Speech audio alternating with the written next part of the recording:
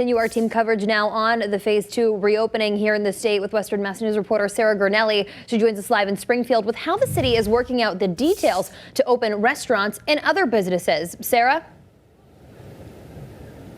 Jordan, the city officials say there are a lot of moving parts when it comes to reopening under phase 2. But if you look behind me, people are already starting to take advantage of being able to head outside and into parks. Massachusetts now at the halfway mark of opening up the state. Phase 2 of the governor's reopening plan started Monday as COVID-19 cases continued to head in the right direction.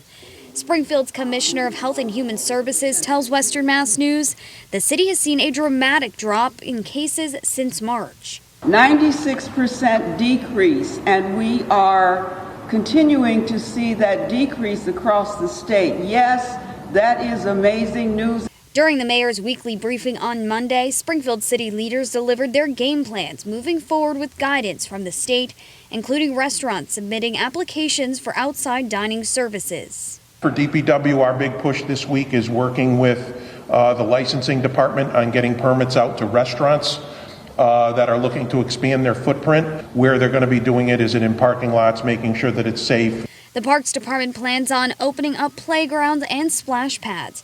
Pat Sullivan, who oversees the city's parks, says it's important for parents to make sure kids are using hand sanitizer. We are going to put our resources in providing hand sanitizers at the splash pads.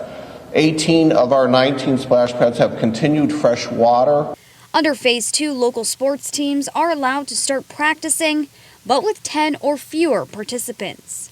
We will be giving out permits for those practices, but they will also be given the guidelines that will be required for those to take place. The state releasing new guidelines Friday on what a return to school could look like in the fall.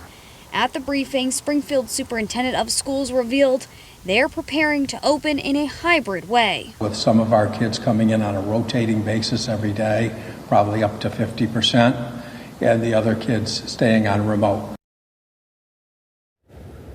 The school superintendent also says if you're a parent and would like your child to continue to learn remotely in the fall, you can choose to do so. Live in Springfield, Sarah Gurnelli, Western Mass News. Sarah, thanks. And here's a closer look at the State Department of Elementary and Secondary Education's initial guidelines that you just heard Sarah talk about. They were released last Friday so that schools can prepare to reopen in the fall. Among them, it calls for smaller, isolated groups with group sizes restricted to a maximum of 10 students with a maximum of 12 people, including students and staff in each room, maintaining 6 feet of separation at all times. Desks must be spaced 6 feet apart and facing the same direction. Students and staff must wear face coverings or masks unless it's not medically safe to do so. Students and staff must stay home if they're feeling sick or have any COVID-19 symptoms, and schools are required to develop protocols for isolation and the discharge of students who become sick during the day. A specific room should also be maintained for students who develop COVID-19 symptoms.